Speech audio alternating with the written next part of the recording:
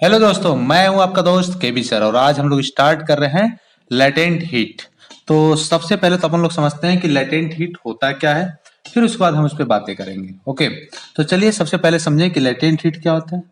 जब हम latent heat की बात करें तो सबसे पहले ये समझ लीजिए कि लेटेंट हीट क्या होता है। इसको हम लोग ऐसे डिफाइन कर सकते हैं। Amount of heat amount of heat required to change required to the state of change the state of unit mass state of unit mass state of unit mass without change its temperature without change its temperature। तो समझिए जरा बात को। जब हम बात करते हैं बच्चों लेटेंट हीट की, तो लेटेंट हीट को हम लोग ऐसे डिफाइन करते हैं कि यह एक अमाउंट ऑफ हीट होता है जो एक यूनिट मास का स्टेट चेंज करने के लिए जरूरत होता है, वो भी without change of this temperature. बिना इसका टेम्परेचर चेंज किए हम इसका क्या करते हैं, स्टेट चेंज करते हैं। तो वह अमाउंट ऑफ हीट जो जिसकी वजह से वह यूनिट मास बिना अपना टेम्परेचर चेंज किए अपना स्टेट को क्या करे, चेंज कर दे। जैसे मैं कहूं कि ये हमारे पास m मास का एक सबस्टेंस है और इसको मैं q हीट दे रहा हूं, तो मैं क्या लिख सकता हूं कि q is directly proportional to m, या फिर मैं लिख सकता हूं q equal to l into m। और ये जो प्रोपोर्शनलिटी कांस्टेंट है इसी को हम लोग क्या बोलते हैं, इसी को बोलते हैं बच्चों लेटेंट हीट। ओके, और जब बात लेटेंट हीट की करें तो लेटेंट हीट इक्वल टू हम लोग क्या लिख सकते हैं, q बाई m। बात समझे क्या, बात समझे क्या बच्चों? तो L इक्वल टू क्या हो गया, Q बाई M। अच्छा, जरा अब इसकी हम थोड़ी सी यूनिट निकाल लें, है ना। तो देखिए ये L तो हमारा क्या है, लेटेंट हीट है, लेटेंट हीट है। एंड Q क्या हमारा, Q क्या है बच्चों, रिक्वायर्ड हीट है ना। ये हमारा क्या है, रिक्वायर्ड हीट है। और M क्या है, हमारा यूनिट मास है ना। ये हमारा यूनिट मास है। तो इसकी जब यूनिट की हम बात करेंगे तो एल यहां लिख भी लेते हैं, एसआई यूनिट की हम बात कर रहे हैं, एसआई यूनिट की। तो एल इक्वल टू क्या हो जाएगा, इसको हम लोग किसे मेजर करते हैं, जूल में, और मास को किस में, किलोग्राम में। तो इसकी यूनिट हो जाएगी, या लिख सकते हैं जूल किलोग्राम पे पावर -1। समझ में आया क्या, ठीक है। चलिए, या फिर हम सीजीएस सिस्टम में लिखना चाहें तो क्या लिख सकते हैं, अगर हम लोग सीजीएस यूनिट की बात करें तो सीजीएस यूनिट में हम लोग क्या लिख सकते हैं, अमाउंट ऑफ हीट रिक्वायर्ड को हम लोग लेते हैं उसमें कैलोरी में, एंड यहाँ मास को लेंगे किसमें, ग्राम में। तो हम लिख सकते हैं क्या, कैलोरी पर ग्राम, या कैलोरी ग्राम पे पावर -1। ठीक है ना। तो ये हो गया हमारा क्या, लेटेंट हीट। अब देखते हैं जरा लेटेंट हीट में थोड़ी सी बातें और भी देखते हैं। ओके, चलिए नोट करिए और आगे बढ़ते हैं। चलिए, अब हम देखना चाहते हैं कि हमारा जो स्टेट होता वो कितने तरह से चेंज होता है, ठीक है ना। तो स्टेट चेंज करने की बात करें, जब हम सॉलिड से लिक्विड में जाएंगे तो इसको हम लोग क्या बोलेंगे, इस प्रोसेस को, इसको बोलेंगे मेल्टिंग ऑफ द सॉलिड। हम यहाँ पे जब हीट देते हैं, जब यहाँ हम हीट देते हैं तो ये सॉलिड किसमें से कन्वर्ट हो गया, लिक्विड में, और इसको हम लोग बोलते हैं मेल्टिंग ऑफ सॉलिड। जब हम लिक्विड में हीट देते हैं, लिक्विड से जब वेपर बनता है तो हम उसको बोलते हैं वेपराइजेशन। और वेपर को जब हम कूल करते हैं तो लिक्विड में चेंज होता है, तो उसको हम बोलते हैं कंडेंसन। और जब लिक्विड को हम कूल करते हैं तो वो बनता है सॉलिड, इसको हम लोग बोलते हैं फ्रीजिंग। तो ये इतने प्रोसेस हैं जिससे हम लोग क्या होता है, स्टेट हमारा चेंज हो जाता है, ठीक है ना। तो चलिए अब जरा देखते हैं लेटेंट हीट के बारे में और भी आगे। चलिए यहां तक नोट करिए, आगे बढ़ते हैं। चलिए, अब लेटेंट हीट की बात करें तो लेटेंट हीट हम एक लेटेंट हीट ऑफ फ्यूजन पढ़ेंगे और लेटेंट हीट ऑफ वेपराइजेशन पढ़ेंगे। जब हम सॉलिड से, जरा समझिए बच्चों, जब सॉलिड से हम लोग लिक्विड की तरफ जाएंगे, है ना, सॉलिड को हीट देने पे जब ये लिक्विड में कन्वर्ट होगा तो हम उसको बोलेंगे क्या, latent heat of fusion. Okay, और यहां पे जो फार्मूला लगाएंगे Q इक्वल टू हम लगाएंगे N into L F. Okay, और जब बच्चों, जब हमारा वाटर से स्टीम में कन्वर्ट हो गया, लिक्विड से वेपर में कन्वर्ट होगा, है ना, यहाँ पे जब हमारा लिक्विड से किस में कन्वर्ट होगा, वेपर में, तो इसको हम लोग बोलेंगे लेटेंट हीट ऑफ वेपराइजेशन। और इस समय हम जो फार्मूला लगाएंगे Q equal to M into L भी। चलिए थोड़ा डिटेल में देखते हैं लेटेंट हीट ऑफ फ्यूजन को। तो पहले समझते हैं latent heat of fusion, latent heat of fusion. Okay, समझते हैं बच्चों जरा कि लेटेंट हीट ऑफ फ्यूजन क्या होता है। अब लेटेंट हीट ऑफ फ्यूजन की जब हम बात करें तो जरा समझिए कि हमारे पास अगर एक सबस्टेंस है m यूनिट मास का, और इसको हमने हीट दिया, है ना, ये हमारा सॉलिड है, इसको हमने हीट दिया, और हीट देने के बाद ये किस में कन्वर्ट हो जाता है, लिक्विड में। तो आप बोल सकते हैं क्या कि अगर हम किसी सॉलिड को हीट दिया और ये किस में चेंज हो गया, लिक्विड में, बट विदाउट चेंज इट्स क्या फेज तो चेंज हुआ, बट इसकी टेम्परेचर चेंज नहीं हुआ। इसका टेम्परेचर क्या चेंज नहीं होगा, टेम्परेचर नॉट चेंज, है ना, without change the temperature, but इसका स्टेट चेंज हो गया, तो इसको हम बोलेंगे क्या, लेटेंट हीट ऑफ फ्यूजन। या इसको ऐसे भी हम लोग दिखा सकते हैं, ऐसे लिख सकते हैं, लिखना चाहो तो लिख लीजिए, it is a quantity of heat required to convert unit mass of a substance from its solid state to liquid state as its melting point without any change in its temperature is called its latent heat of a fusion. Okay, समझ में आया। तो अब हम लोग क्या लिखेंगे यहाँ पे, Q equal to M into L F, या फिर आप ऐसे देख सकते हैं Q directly proportional to M, और या हम Q इक्वल टू लिख सकते हैं क्या, M एल एफ, जहाँ एल एफ हमारा क्या लेटेंट हीट ऑफ फ्यूजन है। ओके, चलिए इसमें होता क्या है जरा इसको हम देख लेंगे एग्जांपल। जैसे सपोज करिए हमारे पास आइस है, और आइस है कितने पे, 0 डिग्री सेल्सियस पे, आइस हमारे 0 डिग्री सेल्सियस पे, हमने इसको हीट दिया और ये किस में चेंज हो गया, ये वाटर पे चेंज हो गया, बट इसका जो टेम्परेचर है वो 0 डिग्री सेल्सियस ही है ना, 0 डिग्री सेल्सियस ही है। तो इसको हम लोग बोलेंगे क्या कि जैसे हमने आइस को हीट दिया और इसका टेम्परेचर वही है, टेम्परेचर चेंज नहीं होता, इसका क्या होता है, फ्यूजन स्टार्ट हो जाएगा, इस आइस का फ्यूजन स्टार्ट हो जाएगा, और ये सॉलिड से किस में कन्वर्ट हो जाएगा, लिक्विड में, यानी वाटर पे एट 0 डिग्री सेल्सियस पे ही। बात समझ में आया क्या।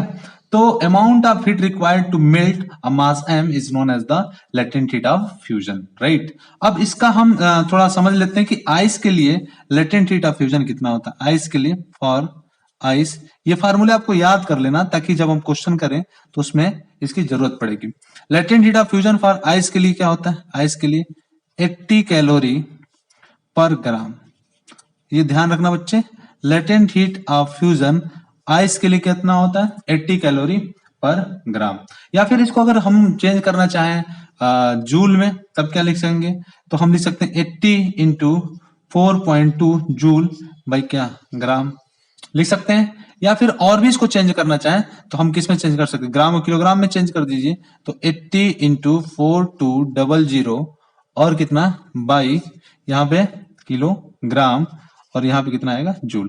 तो ये यूनिट आपको याद रखनी है, ये यूनिट आपको याद रखनी है ना।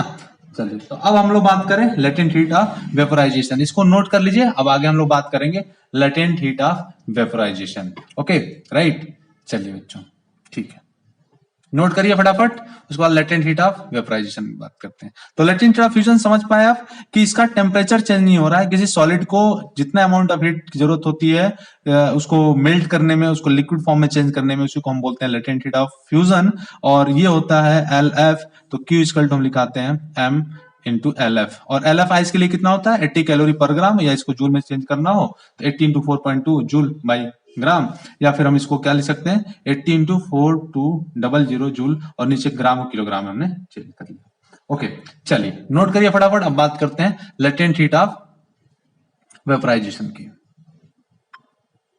नोट कर लीजिए फटाफट, फटाफट नोट करिए। चलिए लेटेंट हीट ऑफ वेपोराइजेशन को जरा समझते हैं। लेटेंट हीट ऑफ वेपोराइजेशन में क्या होता है, लिक्विड को, किसी भी लिक्विड को अगर मैं हीट देता हूं, ओके, और वो चेंज हो जाता है किसमें, वेपर में, ठीक है, वेपर में। तो विदाउट चेंज इस टेम्परेचर, बिना चेंज टेम्परेचर चेंज किए, without change its temperature, its temperature, तो उसको हम लोग क्या बोलते हैं, लेटेंट हीट ऑफ वेपोराइजेशन। या फिर हम इसको ऐसे भी डिफाइन कर देते हैं, the quantity of heat required to convert the unit mass of a substance from its liquid state to its boiling point or steam state without change its temperature is called latent heat of vaporization. Suppose that कि हमारे पास कोई एक liquid है, ये liquid है, ठीक है ना, और इसको हमने क्या करा, हीट दिया, इसको हमने Q हीट दिया, और इसको हीट दिया तो Q is directly proportional to क्या हो जाएगा, M इसके मास के, ठीक है, और Q इक्वल टू हम क्या लिख सकते हैं, L और कितना V इंटू M, या और भी लिख सकते हैं Q equal to M LV। जिस ये जो कांस्टेंट है LV, इसी को हम लोग क्या बोलते हैं, लेटेंट हीट ऑफ, इसी को हम लोग क्या बोलते हैं, latent heat of vaporisation. Vaporisation ये जो प्रोसेस होता है उसको हम लोग क्या बोलते हैं, वेपराइजेशन बोलते हैं। इसके पहले भी हम लोग देख चुके हैं। अच्छा, एक बात और ध्यान दीजिए बच्चों कि इसमें होता क्या है, सपोज करिए कि हमने लिया वाटर, और वाटर किस पे लिया, एट 100 डिग्री सेल्सियस पे, और इसको हमने क्या किया, हीट दिया, हमने इसको हीट दिया, और ये किस में कन्वर्ट हो गया, ये कन्वर्ट हो गया स्टीम में। कितने डिग्री सेल्सियस पे, 100 डिग्री सेल्सियस स्टीम में। विदाउट चेंज इट्स टेम्परेचर हम इसका स्टेट चेंज करते हैं। वाटर से हमने किसमें चेंज कर दिया, स्पीड में। लिक्विड से हम किसमें चेंज करते हैं, वेपर में, विदाउट चेंज इट्स टेम्परेचर। तो हम इसको बोल देते हैं वह अमाउंट ऑफ हीट का रिक्वायरमेंट जो unit mass of the liquid को किसमें कन्वर्ट करता है, स्टीम में करता है, उसको हम लोग बोलते हैं लेटेंट हीट ऑफ वेपराइजेशन। जैसे हमने देखा कि वाटर है और 100 डिग्री सेल्सियस पे है, हमने इसको हीट दिया और ये किसमें चेंज हो गया, ये चेंज हो गया स्टीम में एट 100 डिग्री सेल्सियस पे। ओके, आप समझ पा रहे हैं मेरी बात को। तो मैं क्या लिख सकता हूं, बच्चों, Q equal to M L into V, है ना। अगर m की value, if m equal to 1 हो, क्योंकि हम लोगों ने बात करा था किसके लिए, यूनिट मास के लिए, तो मैं क्या लिख सकता हूं, Q equal to L into V। और यहां से हम इसको डिफाइन कर सकते हैं कि the quantity of heat required to convert with a unit mass of a substance from its liquid state to vapour state without its change its temperature. बात समझे, इसको अपन लोग क्या बोलते हैं, लेटेंट हीट ऑफ वेपराइजेशन। अब जरा एक बात और समझते हैं, इसकी यूनिट की बात कर लें कि इसकी यूनिट क्या होती है, जरा समझ लेते हैं।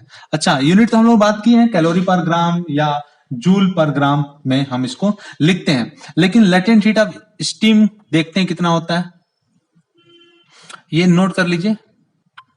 अब लेटेंट हीट ऑफ स्टीम की बात करेंगे कि लेटेंट ऑफ हीट स्टीम के लिए कितना होता है, लेटेंट ऑफ वेपराइजेशन स्टीम के लिए कितना होता है, ये आपको फार्मूले में याद रखना है, क्योंकि जब हम क्वेश्चन करेंगे तो इसकी जरूरत पड़ेगी। तो मैं लिख सकता हूं क्या, इसकी वैल्यू होती है latent heat of vaporisation steam के लिए 540 कैलोरी पर ग्राम, या बच्चों इसको हम लिख सकते हैं क्या, कैलोरी को जूल में चेंज करें तो हमें कितने से मल्टीप्लाई करना पड़ता है, हमको मल्टीप्लाई करना पड़ता है 4.2 जूल से, और तभी हम लोग कैलोरी को जूल में कन्वर्ट कर पाएंगे, क्योंकि 1 कैलोरी इक्वल टू होता है 4.2 जूल। तो ग्राम को नीचे तो ग्राम ही रहने दें, है ना, या फिर बच्चों अगर हम ग्राम को भी चेंज करना चाहते हैं तो देखिए 540 ये कितना होता है, लेटेंट हीट ऑफ वेपराइजेशन किसके लिए, स्टीम के लिए 540 कैलोरी पर ग्राम। आप इसी को याद रखिएगा क्योंकि जनरली इसी फॉर्म में मिलेगा आपको। तो 540 इंटू 4.2 जूल बाई ग्राम। अब मैं ग्राम को भी किलोग्राम में चेंज करना चाहता हूं तो क्या रखूं,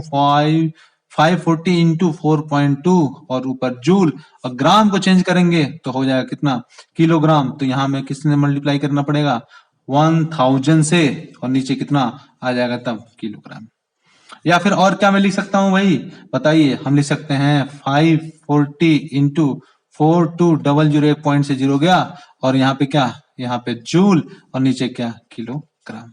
तो ये बातें थी हमारी लेटेंट हीट ऑफ वेपराइजेशन से रिलेटेड। आपको latent heat of vaporisation, latent heat of fusion और लेटेंट हीट क्या होता है, इन सब की चर्चाएं हम लोग इसमें करी।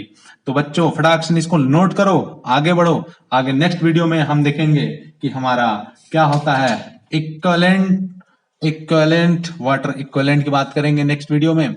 आप इसके पहले बाकी 3 वीडियोस नहीं देखे हैं तो पहले जाएं प्लेलिस्ट में और वो 3 वीडियो देखें। चलिए बच्चों, थैंक यू। मैं हूं केबी सर और आपने ट्यून किया है physics daily Kanhaiya Yadav on the YouTube channel. It's very famous. बच्चों प्लीज इसको देखिए और बाकी बच्चों तक इसको भी पहुंचाइए ताकि ये फ्री एजुकेशन हर बच्चे तक पहुंच सके, हर कोने कोने में पहुंच सके। ठीक है बच्चों, थैंक यू वेरी मच।